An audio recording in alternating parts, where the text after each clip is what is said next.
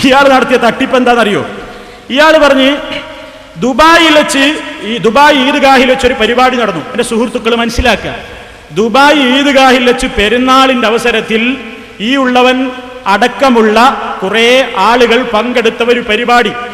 1,00,000 ആളുകൾ ദുബായിലെ വിശാലമായ ഈദ്ഗാഹ് മൈതാനിയിൽ പങ്കെടുത്തു. ഒരു വലിയ പരിപാടി തന്നെയായിരുന്നു അത്. ദുബായിലുള്ള എല്ലാ ആളുകളോടും, അന്ന് അവിടെ സാന്നിധ്യത്തിലുണ്ടായിരുന്ന ആളുകളോടൊക്കെ, സന്നിഹിതരായിരുന്നവരോടൊക്കെ ചോദിച്ചാൽ മനസ്സിലാവും. ആ പരിപാടി അല്ലാഹുവിൻ്റെ റസൂലിനെ ധിക്കരിച്ചുകൊണ്ട് റസൂലുള്ളാഹിക്കെതിരെ കാർട്ടൂൺ വരച്ച ഡെൻമാർക്കിലെ ഏറ്റവും ദുഷിച്ച പ്രവർത്തനം ചെയ്തിട്ടുള്ള കക്ഷികൾക്കെതിരെ മുജാഹിദ് പ്രസ്ഥാനം അഥവാ മുജാഹിദ് പ്രസ്ഥാനത്തിന്റെ ഗൾഫ് നാടുകളിലെ പ്രവർത്തന സംഘടനയായ ഇസ്ലാഹി സെന്റർ സംഘടിപ്പിച്ച പരിപാടിയായിരുന്നു. ആ പരിപാടിയിൽ അല്ലാഹുവിന്റെ റസൂലിനോടുള്ള മഹബ്ബത്ത് പ്രസംഗിക്കുകയാണ് ഈ ഉള്ളവൻ. അല്ലാഹുവിന്റെ റസൂലിനോടുള്ള മഹബ്ബത്ത്, സുഹൃത്തുക്കളെ, നമ്മെ സംബന്ധിച്ചിടത്തോളം നമ്മുടെ കരളിന്റെ കഷ്ടമാണ്. ഏതവസരത്തിലും മുഹമ്മദുർ റസൂലുള്ളാഹ് ആ പേരങ്ങ് കേൾക്കുമ്പോ മുസ്ലിമിന്റെ മനസ്സിലുണ്ടാകുന്ന ഒരു സന്തോഷം, ഞങ്ങളുടെ നേതാവിന്റെ പേരാണല്ലോ ആ കേട്ടത്, ഉടനെ തന്നെ അവരുടെ മനസ്സിൽ നിന്ന് പൊങ്ങി വരുന്നു സല്ലല്ലാഹു അലൈഹി വആലിഹി വസല്ലം. അല്ലാഹുവിന്റെ റസൂലിന് വേണ്ടി, ഗുണത്തിന് വേണ്ടി പ്രാർത്ഥിക്കുകയും സ്വന്തം ജീവന് വേണ്ടി ത്യജിച്ചാലും അല്ലാഹുവിന്റെ റസൂലിന്റെ ആദർശത്തെയോ അവിടുത്തെ വ്യക്തിത്വത്തെയോ കളങ്കപ്പെടുത്താൻ സമ്മതിക്കുകയില്ല എന്ന് പ്രഖ്യാപിക്കുന്നവരാണ് മുജാഹിദുകൾ. അത് പ്രഖ്യാപിക്കാൻ വേണ്ടി ലക്ഷക്കണക്കിന് മലയാളികൾ തിങ്ങിപ്പാർക്കുന്ന ദുബായിലെ വിശാലമായ ഈദ്ഗാഹിന്റെ മൈതാനിയിൽ ഇസ്ലാഹി സെന്റർ സംഘടിപ്പിച്ച പരിപാടിയിൽ ഈ ഉള്ളവന് അല്പനേരം സംസാരിക്കാനുള്ള ഒരവസരം കിട്ടിയപ്പോ അവിടെ വെച്ച് ഈ ഉള്ളവൻ പ്രസംഗിച്ചു. അവിടെ ആയിരക്കണക്കിന് സഹോദരിമാരും സന്നിഹിതരായിരുന്നു. അവിടെ വെച്ച് പറഞ്ഞപ്പോൾ ഈ ഉള്ളവൻ പറഞ്ഞു, എന്ത്? അല്ലാഹുവിന്റെ റസൂലിന്റെ ചര്യകളോട് നമ്മൾ വിമുഖത കാണിക്കരുത്. റസൂലുള്ളാഹിയുടെ ചര്യയാണ് നമുക്ക് ഏറ്റവും മുന്തിയ ചര്യ. ആ ചര്യയെ നമ്മൾ ഒരിക്കലും അവഹേളിക്കരുത്.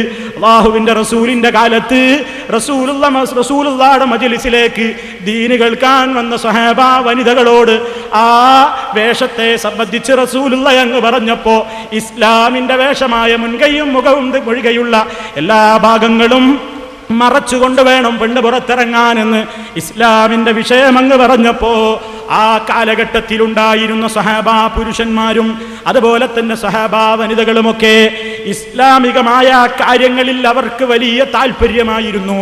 എന്നിങ്ങനെ സ്ത്രീകളുടെ വേഷത്തെ സംബന്ധിച്ചും അതേപോലെ തന്നെ സ്ത്രീകളുടെ വേഷം പറയുന്നതിൻ്റെ മുമ്പായി പുരുഷന്മാരുടെ വേഷം, ഓ എൻ്റെ പ്രിയപ്പെട്ട സഹോദരന്മാരെ, നിങ്ങളും ശ്രദ്ധിച്ചോളൂ. നെരിയാണിക്ക് താഴെ തൂങ്ങുന്ന വസ്ത്രം, മനഃപൂർവ്വം നെരിയാണിക്ക് താഴെ ഒരാൾ വസ്ത്രം ധരിച്ചാൽ അത് മാ അസ്ഫല, അല്ലാഹുവിന്റെ റസൂല് പറഞ്ഞല്ലോ, നെരിയാണിക്ക് താഴെ തൂങ്ങിയത് ഫിന്നാർ, അത് നരകത്തിൽ തന്നെ എന്ന ഭാഗവും അവിടെ നിന്ന് എടുത്തുകൊണ്ട് വിശദീകരിച്ചപ്പോ ആ രണ്ട് സംഗതികളും പറഞ്ഞതിന്റെ ശേഷം ഞാൻ പറഞ്ഞിരുന്നു, ഇസ്ലാമിന്റെ ഈ വേഷം ഇത് നിങ്ങൾ പ്രത്യേകം ശ്രദ്ധിക്കണം എന്ന് പറഞ്ഞ് മുൻകൈയും മുഖവും പിന്നെ പറയുന്നത്. ആ ഭാഗം ഇവിടെ വന്ന് പ്രസംഗിച്ച ഈ പേരോട്ടുകാരൻ എന്ത് ചെയ്തു എന്നറിയോ? സലഫി അതാ ദുബായിലെ ഈദ്ഗാഹിലെ ഗ്രൗണ്ടിൽ വെച്ച് പറഞ്ഞിരിക്കുന്നു, എന്ത്? തലമറക്കൽ ഇസ്ലാമിന്റെ വേഷമാണ്. എങ്ങനെ? തലമറക്കൽ ഇസ്ലാമിന്റെ വേഷമാണ് എന്ന് ദുബായിൽ പ്രസംഗിച്ചു.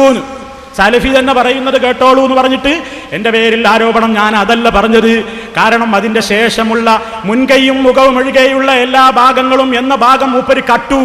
എൻ്റെ പ്രസംഗത്തിൽ നിന്ന് സന്ദർഭത്തിൽ നിന്ന് അടർത്തിയെടുത്തതാണ്. അത് നിങ്ങൾ ആദ്യം ഒന്ന് കേൾക്കുക, എന്നിട്ട് ഞാൻ പറഞ്ഞുതരാം. അയാൾ കാണിച്ച കൃത്രിമം മനസ്സിലാക്കാൻ. അയാൾ തന്നെ പറയുന്നത് സെൽഫി പറഞ്ഞാലും പുരുഷന്മാരും അത് സ്വീകരിച്ചു, സഹാബാ കിറാമിന്റെ ഭാര്യമാരും അത് അംഗീകരിച്ചു. വസ്ത്രം മുഴുവൻ കൃത്യമായി ഇസ്ലാമിന്റെ വേഷം ധരിക്കണം. പറഞ്ഞാലും പുരുഷന്മാരും അത് സ്വീകരിച്ചു, സഹാബാ കിറാമിന്റെ ഭാര്യമാരും അത് അംഗീകരിച്ചു. വസ്ത്രം മുഴുവൻ കൃത്യമായി ഇസ്ലാമിന്റെ വേഷം ധരിക്കണം. അവിടെ ഇസ്ലാമിന്റെ വേഷം ധരിക്കണം. കണ്ടോ? അവിടെ എത്തുമ്പോ ഇസ്ലാമിന്റെ വേഷം ധരിക്കണം എന്ന് പറഞ്ഞിട്ട് സലഫി തലമറക്കലിന്റെ കാര്യം പറയണമെന്നല്ലേ തെറ്റിദ്ധരിപ്പിച്ചത്.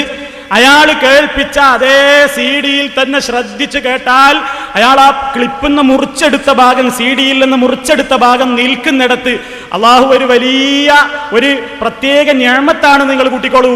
മുൻകൈ എന്നുള്ളൊരു 3 കേൾക്കാൻ സാധിക്കും. അവിടെ മൂപ്പര് കട്ടിയത് ഞാൻ സ്ത്രീകളുടെ വേഷ പറയുന്നത്, ഇയാൾ അത് എന്റെ തലമറക്കലായി ചിത്രീകരിച്ചു.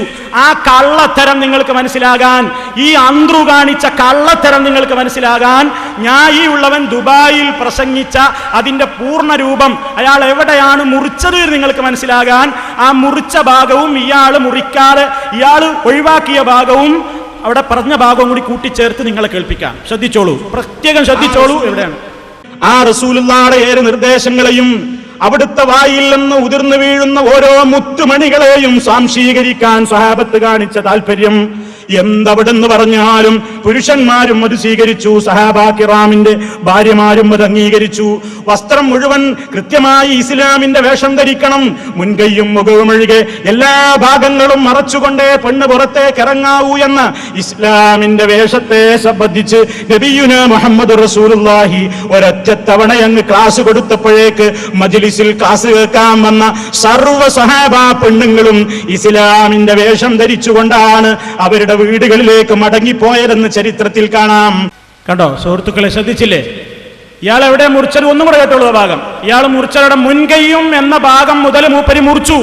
ശ്രദ്ധിച്ചോളൂ, ഒന്നും കൂടെ കേൾക്കുക. ഈ കള്ളത്തരം മനസ്സിലാക്കാനാ ഒരു മലയാള പ്രസംഗത്തിലുള്ള CD-യിൽ നടത്തിയ കൃത്രിമം ഏത് സാധാരണക്കാരനും മനസ്സിലാക്കാൻ സാധിക്കും. അതുകൊണ്ടാണ് ആ ഭാഗം ഒന്നുകൂടി കേൾക്കുക. ഇയാൾ മുറിച്ചത് എവിടെയാണ്, എന്ത് ലക്ഷ്യത്തിനാ മുറിച്ചത് എന്ന് മനസ്സിലാകും. ഒന്നുകൂടെ കേൾപ്പിക്കുമോ? അയാൾ തന്നെ പറയുന്നത് കേട്ടോ, സെൽഫി പറഞ്ഞാലും പുരുഷന്മാരും അത് സ്വീകരിച്ചു, സഹാബാ കിറാമിന്റെ ഭാര്യമാരും അത് അംഗീകരിച്ചു. വസ്ത്രം മുഴുവൻ കൃത്യമായി ഇസ്ലാമിന്റെ വേഷം ധരിക്കണം, മുൻകൈ പറഞ്ഞാലും പുരുഷന്മാരും അത് സ്വീകരിച്ചു, സഹാബാ കിറാമിന്റെ ഭാര്യമാരും അത് അംഗീകരിച്ചു.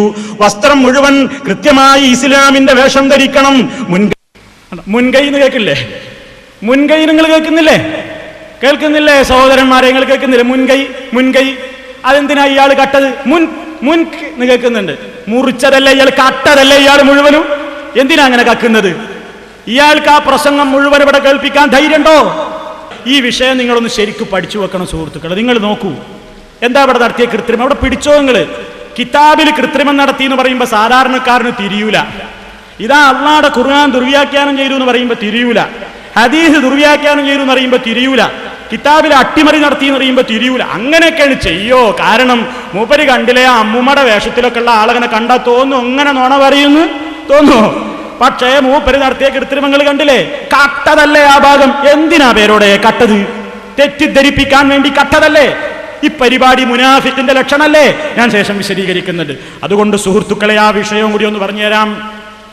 മുസ്ലിം സ്ത്രീകളെ സംബന്ധിച്ചിടത്തോളം അല്ലാഹുവിന്റെ റസൂല് നമ്മളോട് കൃത്യമായി പറഞ്ഞതാണല്ലോ ഇസ്ലാമിന്റെ വേഷം ധരിക്കാൻ.